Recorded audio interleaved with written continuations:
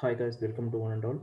So அடுத்த வீடியோவில் சந்திக்கிறது உங்களுக்கு பெருமகிழ்ச்சி அடைகிறேன். ஸோ இப்போ பார்த்தீங்க அப்படின்னா எவல்யூஷன் ஆஃப் மேனேஜ்மெண்ட் தாட்ஸில் பார்க்கக்கூடிய இரண்டாவது டாபிக் ஹென்ரி ஃபெய்லோ 1841 டு 1925. இது என்ன சொல்லலாம், father of modern operational management சொல்லலாம், இல்லை ஃபேக்ட்ரி அட்மினிஸ்ட்ரேஷன் மேனேஜ்மெண்ட்னு சொல்லலாம். ஓகே, ரெண்டு கொஷின் கன்ஃபியூஸ் ஆகாதீங்க. கொஷின் எப்படினாலும் கேட்கலாம்.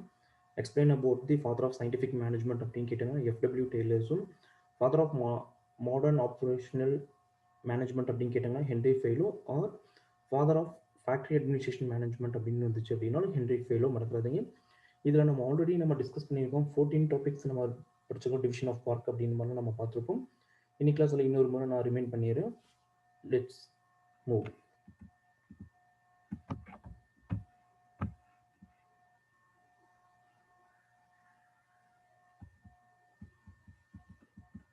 So Henry Fayol 1961 to 1918. So இதில் ஒரு 39 இயர்ஸ், இதில் ஒரு 19 இயர்ஸ், டோட்டலாக பார்த்தீங்கன்னா ஒரு 58 இயர்ஸ் லிவிங் தி வேர்ல்ட். இந்த ஃபெய்லர்ஸ் அட்மினிஸ்ட்ரேஷன் மேனேஜ்மெண்ட், ஸோ அட்மினிஸ்ட்ரேஷன் நிர்வாகத்தோடு எப்படி இருக்கணும் அப்படின்றத பற்றி இவர் ஒரு புக்ஸ் நம்ம பண்ணியிருக்காரு. இவர் ஃப்ரான்ஸ் இண்டஸ்ட்ரியலிஸ்ட், அதில் என்ன சொன்னால் ஒரு தொழிலதிபர் அப்படின்னு சொல்லலாம், ஃப்ரெண்ட்ஸ் தொழிலதிபர். நெக்ஸ்ட் பார்த்தீங்க அப்படின்னா நீங்கள் மைண்டில் வச்சக்கூடிய விஷயம் என்னன்னா, இது அட்மினிஸ்ட்ரேஷன் மேனேஜ்மெண்ட் அப்படின்றது ரிப்பீட்டடாக ஞாபகம் வச்சுக்கோங்க. Father of model operational management theory. Okay, so administrative management அப்படின்றது ஞாபகம் வச்சுக்கலாம். ஸோ நெக்ஸ்ட் என்ன சொன்னால், the contribution of failure have been discussed under the following headings. அவர் என்ன சொல்லியிருக்காருன்னா ஒரு 4 விதமான ஹெட்டிங்ஸ் சொன்னாங்க. Classification of business activities, managerial qualities and training, general principles of management, element of management. So இந்த டோட்டலாக இருக்கக்கூடிய இந்த 4 ஹெட்டிங்ஸ் எனக்கு திரும்ப ரிமைண்ட் பண்ணுறாங்க. கிளாசிஃபிகேஷனாக வகைப்படுத்தல், பிஸ்னஸ் ஆக்டிவிட்டீஸ், நம்ம எந்த மாதிரிலாம் ஆக்டிவிட்டீஸ் இருக்குது பிஸ்னஸை பொறுத்தவரைக்கும் பார்த்தீங்கன்னா, எக்ஸாம்பிள் பார்த்தீங்கன்னா ப்ரொடக்ஷனாக இருக்கலாம், நெக்ஸ்ட் பார்த்தீங்கன்னா சேல்ஸ் எக்ஸிக்யூட்டிவாக இருக்கலாம், நெக்ஸ்ட் டெலிகாம் சர்வீஸாக இருக்கலாம். இந்த மாதிரி என்ன பிஸ்னஸ் ஆக்டிவிட்டீஸ்ன்றது ஃபர்ஸ்ட் கிளாஸ் வகைப்படுத்தணும். மேனேஜரிக்கல் குவாலிட்டிஸ், தரம் அண்டு ட்ரைனிங்ஸ், நம்ம ஒரு கம்பெனி ரன் பண்ணோம் அப்படின்னா அதுக்கு ஒரு தரமான இருக்கும். நெக்ஸ்ட் பார்த்தீங்கன்னா அதுக்கான ஒரு ட்ரைனிங்கை நம்ம கொடுக்கணும் அப்படின்னு சொல்லியிருக்காங்க. பேசிக் ஜென்ரல் பிரின்சிபல்ஸ் ஆஃப் மேனேஜ்மெண்ட் தெரிஞ்சிருக்கணும். அடுத்து எலமெண்ட்ஸ் ஆஃப் மேனேஜ்மெண்ட்டோட எலமெண்ட்ஸ் நமக்கு தெரிஞ்சிருக்கணும். ஓகேங்களா, இந்த 4 டாபிக். நெக்ஸ்ட் பார்த்தீங்கன்னா கிளாசிஃபிகேஷன் ஆஃப் பிஸ்னஸ் ஆக்டிவிட்டீஸ். இந்த பிஸ்னஸ் ஆக்டிவிட்டீஸை பொறுத்தவரைக்கும் பார்த்தீங்கன்னா எப்படி வகைப்படுத்திருக்காங்க அப்படின்னா technical, commercial, financial, security, accounting, managerial. ஓகேங்களா, பிஸ்னஸ் ஆக்டிவிட்டீஸ் பார்த்தீங்கன்னா technical, commercial, financial, security, accounting, managerial methods நம்ம ஃபாலோ பண்ணுறோம். ஓகேவா. நெக்ஸ்ட் பார்த்தீங்க அப்படின்னா managerial quality and trainings. So இந்த ரெண்டாவது டாபிக்ஸ் பார்த்தீங்க அப்படின்னா குவாலிட்டிஸ் எந்த மாதிரி தரமாக இருக்கணும், நெக்ஸ்ட் ட்ரைனிங் கொடுக்கணும் அப்படின்னு சொல்லியிருக்காரு. ஃபர்ஸ்ட் ஃபிசிக்கல், அவங்க பார்த்தீங்கன்னா ஹெல்த்ஃபுல்லாக இருக்கலாம் பார்க்கலாம். Mental ability to understand learn, judgement, mental வேரியர்ஸ் அண்ட் கேப்பபிலிட்டி, நம்ம ஒரு வேலையை கொடுக்குற வாங்கிக்கிற அளவுக்கு புரிஞ்சுக்கிற அளவுக்கு தன்மை இருக்குது, இல்லை எதுவுமே சரின்னு தீர்வு செய்யக்கூடிய கேட்டகரி இருக்கா, கேப்பபிலிட்டி தான் இருக்கா அப்படின்னு சொல்லி செக் பண்ணுறோம். Moral, energy, firmness, integrity, loyalty and dignity, அவங்களுக்குன்னு ஒரு தனித்திறமை இருக்கா, தைரியம் இருக்கா அப்படின்னு பார்க்குறோம். எஜுகேஷனல், ஜென்ரலி பார்த்தீங்கன்னா அவங்க இப்போ என் படிப்பை பொறுத்தளவு உங்களுக்கு தெரியும், ஒரு சிஸ்டமேட்டிக்காக போயிட்டுருக்கு அப்படிங்கும்போது அதில் கண்டிப்பாக கம்ப்யூட்டரைஸ்டு இருக்கும், இல்லை ரோபோட்டிக் இருக்கும், அது அவங்க சால்வ் பண்ணக்கூடியதாக இருக்கணும். Technical, the function of being performed, so technical supports இருக்கான்னு தெரியணும். Experience arising from the work, so இப்போ 1 or 2 years ஆயிடுச்சு அப்படின்னா நம்ம என்ன பண்ணுவோம், எக்ஸ்பீரியன்ஸ் ஆகும். ஸோ இது மூலம் என்னன்னா நமக்கு அந்த ப்ராப்ளம்ஸ் எங்கேருந்து வருது அப்படின்றது தெரிஞ்சுக்கலாம். ஓகேங்களா, இப்போ உங்களுக்கு ஃபெயிலர்ஸை பொறுத்தவரைக்கு தெரிஞ்சிருக்கும். பேசிக்காக பார்த்தீங்கன்னா திரும்ப ரிமைண்ட் பண்ணுறாங்கன்னு வச்சுங்க. ஹென்ரி ஃபெய்லோ 1861 1919. 1 மார்க் கொஸ்டின்ஸில் என்ன வச்சுக்கோங்க. ஃபெய்லோஸ் பார்த்தீங்கன்னா மாடர்ன் ஆப்ரேஷன் மேனேஜ்மெண்ட், இவர் ஃப்ரெஞ்ச் இண்டஸ்ட்ரியலிஸ்ட், அட்மினிஸ்ட்ரேட்டிவ் மேனேஜ்மெண்ட் பற்றி சொல்லியிருக்காரு. அவர் எப்படி பார்த்தீங்கன்னா ஒரு 4 கேட்டகரிஸை பிரிச்சிருக்காரு. Classification of business activities 4 business ஆக்டிவிட்டீஸாக பிரிச்சிருக்காரு. Quality and training, principles of management, elements of management அப்படின்னு சொல்லி 4 விதமாக பிரிச்சிருக்காரு. அதில் ஃபர்ஸ்ட் ஒன் பார்த்தீங்க அப்படின்னா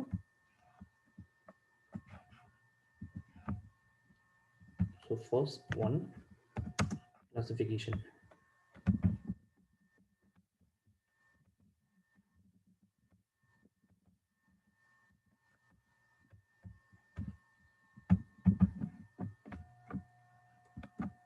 Okay, first classification. Second பார்த்தீங்க அப்படின்னா managerial.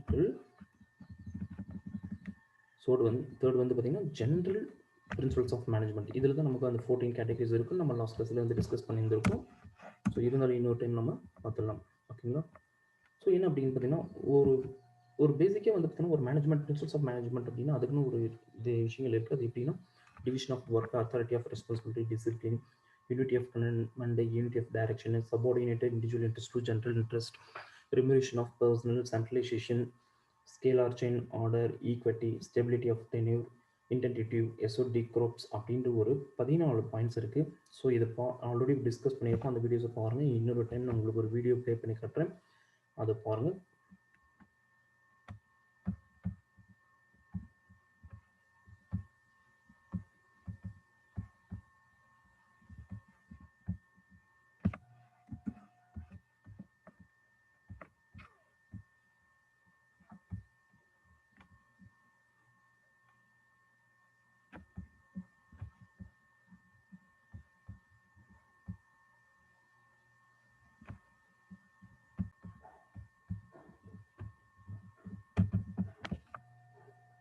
ஸோ ஃபர்ஸ்ட் ஒன் பார்த்தீங்கன்னா ஃபெலோஸோட 14 பிரின்சிபிள்ஸ் கொடுத்துருக்காங்க. ஹென்ரி ஃபெலோ வந்து யார் அப்படின்னா ஃபேக்ட்ரி அட்மினிஸ்ட்ரேஷன்ஸ் அப்படின்னு சொல்லியிருக்கோம். ஸோ ஆல்ரெடி நான் ரீட் அவுட் பண்ணக்கூடிய அந்த 14 இருக்கு பாருங்க. இப்போது இதுக்கு முன்னாடி பார்த்த FW டெய்லர்ஸ் யார் அப்படின்னா அவர் ஃபாதர் ஆஃப் சயின்டிஃபிக் மேனேஜ்மெண்ட். அவர் ஒரு 5 கண்டிஷன்ஸ் சொல்லியிருக்காரு. சயின்டிஃபிக் ரூல் ஆஃப் தம்ப், இதுக்கு ஒரு வீடியோஸ் நம்ம லாஸ்ட் வீடியோஸில் போட்டிருக்கோம். இந்த கிளாஸை பொறுத்தவரைக்கும் பார்த்தீங்கன்னா ஹென்ரி ஃபெலோஸோட 14 பிரின்சிபிள்ஸ் 1 by 1 என்னன்றது பார்க்கலாம். அந்த வீடியோஸை நீங்கள் அப்படியே வந்து ஸ்கிப் பண்ணாமல் தயவுசெய்து பாருங்கள். நமக்கு ஜஸ்ட் அந்த அனிமேஷன்ஸ் பார்த்தோம் அப்படின்னாவே எக்ஸாம் டைமில் நமக்கு கொஞ்சம் மைண்டில் இருக்கும். First one division of work, second authority of responsibility. So ஒவ்வொரு வீடியோஸ்க்கு எப்படி கொடுத்துருக்காங்கன்றது பார்க்கலாம். ஸோ ஃபர்ஸ்ட் பார்த்தீங்கன்னா டிவிஷன் ஆஃப் ஒர்க்கு. ஒரு வேலையை வந்து நம்ம இருக்கக்கூடிய 5 6 பிரித்தோம் அப்படின்னா அந்த வேலை ஈஸியாக செய்து முடிக்க முடியும் அப்படின்னு சொல்கிறதா வந்து டிவிஷன் ஆஃப் ஒர்க். டிவிஷன் உங்களுக்கு தெரியும், டிவைடட், பிரித்தல்.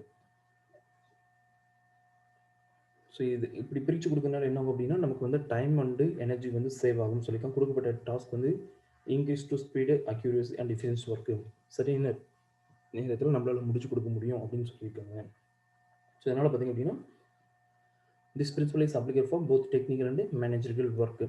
ஸோ இதன் மூலம் என்ன அப்படின்னா நமக்கு ஒர்க்கு வந்து ஃபாஸ்ட்டாக முடிக்க முடியும். Authority and responsibility. அத்தாரிட்டி அப்படின்னா அதிகாரம் உங்களுக்கே தெரியும். ரெஸ்பான்சிபிலிட்டினா அந்த அதிகாரத்தை வந்து எல்லாருக்கும் பகிர்ந்து கொடுக்கணும். நான் தான் பெரியவன், நீ தான் பெரியவன் அப்படின்ற கேட்டகரிஸ் இங்கே இருக்கக்கூடாதுன்னு சொல்லி காமிச்சிட்டு இருக்காங்க. ஸோ ஃபர்ஸ்ட்டில் பார்த்தீங்கன்னா அந்த ரெட்டில் இருக்கக்கூடிய பர்சன்ஸ் எல்லோ அப்புறம் பார்த்தீங்கன்னா ப்ளூ அப்படின்ற மாதிரி. So Fayol propose to every authority they should be corresponding responsibility. So இப்போ என்ன சொன்னோம்னா இந்த ஒர்க்கு நம்ம கொடுக்குறோம் அப்படின்னா யாரும் உயர்ந்தவன் தாழ்ந்தவன் கிடையாது, எல்லாருமே இந்த வேலையை செய்யணும். Then only a person can work if and efficient result. So அப்போ என்னன்னா ஒவ்வொருத்தரும் அதிகாரம் கொடுக்கும்போது, அத்தாரிட்டிஸ் பொறுப்புகள் கொடுக்கும்போது அவங்க அந்த வேலையை வந்து சரியாக செய்து முடிப்பாங்க அப்படின்னு சொல்கிறது தான். Okay, in the same way if a person is giving a responsibility without addictive authority he will not be effective getting required result. நம்ம அவங்களுக்கு அதிகாரம் கொடுக்கணும், அவங்க கண்டிப்பாக நமக்கு அவுட்புட் தர மாட்டாங்க. நெக்ஸ்ட் பார்த்தீங்க அப்படின்னா டிசிப்ளின்ஸ். உங்களுக்கு டிசிப்ளினாக கண்டிப்பாக தெரியும். ஸ்கூல் லெவலிருந்து இல்லை காலேஜ் லெவலிருந்து நம்மளோட நெக்ஸ்ட் ஜென்ரேஷன் வரைக்கும் டிசிப்ளின் அப்படின்ட்டு தெரியும். இப்படி தான் இருக்கணும், இப்படி தான் செய்யணும். நம்ம ஒரு ஒர்க் செய்கிறோம் அப்படின்னா அந்த ஒர்க்கில் வந்து சின்சியராக இருக்கணும், கரெக்டான டைமுக்கு உள்ளே போகணும். இது எல்லாமே டிசிப்ளின். ஸோ என்ன சொன்னால் respect of authority, obedience, proper conduct, fair and clear rules of regulations, careful use of penalties.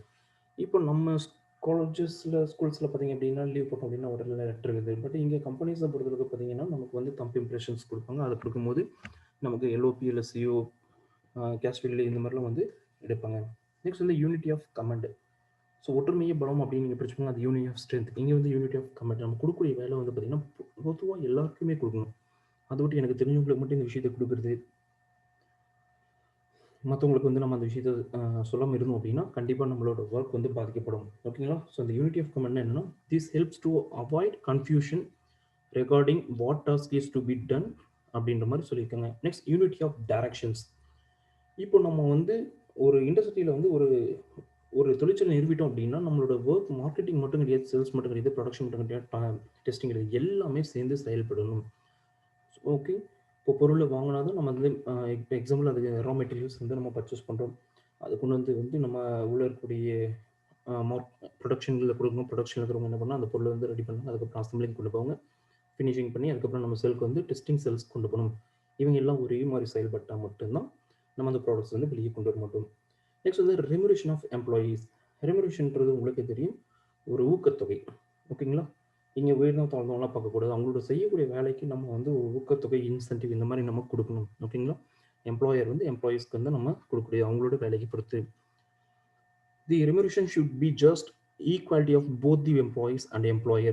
It shouldn't be based on the work, allocate of cost of living, market rate of similar work, and the financial position of a organization.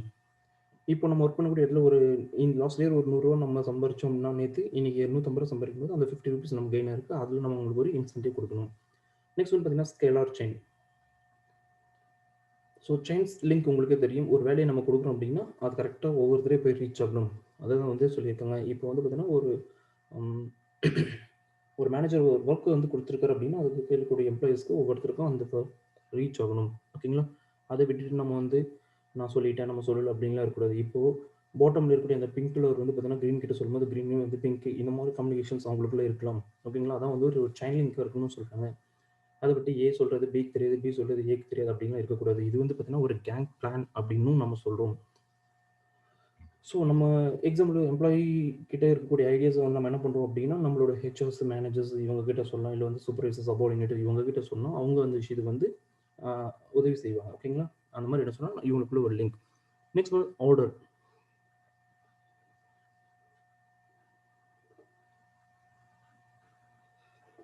So orders பொறுத்தளவுக்கு பார்த்தீங்க அப்படின்னா department 2 இங்கே நம்ம தெரியும் நம்ம காலேஜஸ்லேயே பார்த்தீங்கன்னா example வந்து like that arts and சயின்ஸில் பார்த்தீங்க அப்படின்னா குறைஞ்சது ஒரு 10 டிபார்ட்மெண்ட் இருக்கும். அந்த 10 டிபார்ட்மெண்ட்லையும் பார்த்தீங்கன்னா ஒர்க் வந்து சரியாக போயிட்டு இருக்கும். அதை வந்து நம்ம என்ன சொல்லணும் ஆர்டர் பண்ணுறோம். இந்த டிபார்ட்மெண்ட் ஒர்க்கை முடிச்சு செகண்ட் டிபார்ட்மெண்ட் கொடுக்கணும்.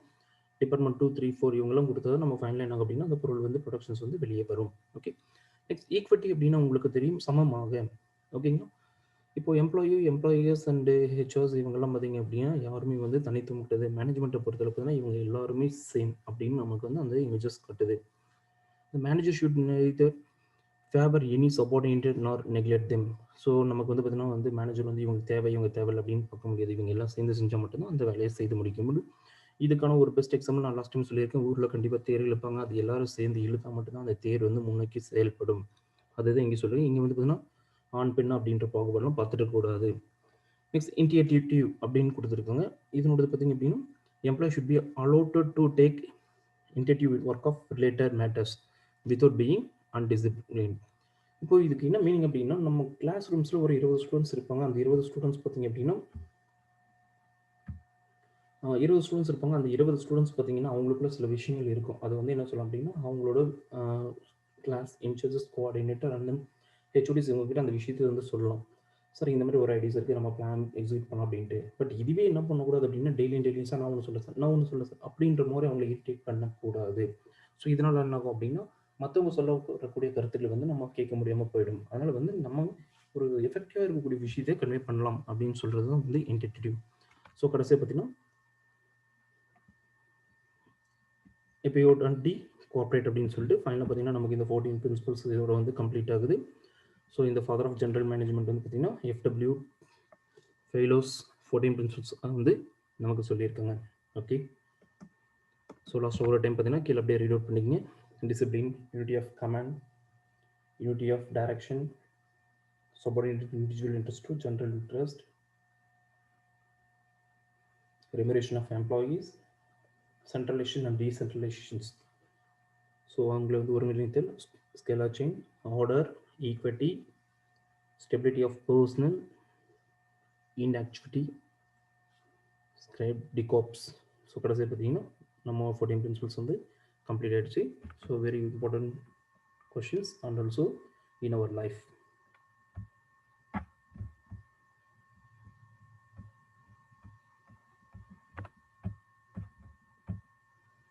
ஓகே. இந்த 14 பிரின்சிபல்ஸ் பற்றி நம்ம லாஸ்ட் கிளாஸில் பார்த்துருக்கோம். ப்ளஸ் இந்த கிளாஸில் வீடியோஸும் போட்டிருக்கோம். ஸோ எல்லா கொஞ்சம் இந்த கொஷின்ஸை இம்பார்ட்டன்ஸ் கொடுங்க. நெக்ஸ்ட் வீடியோவில் என்ன பண்ணணும் ஆல்டன் மேயோ அப்படின்ற தியரிஸை நம்ம பார்க்கலாம். தேங்க்யூ ஃபார் வாட்சிங்.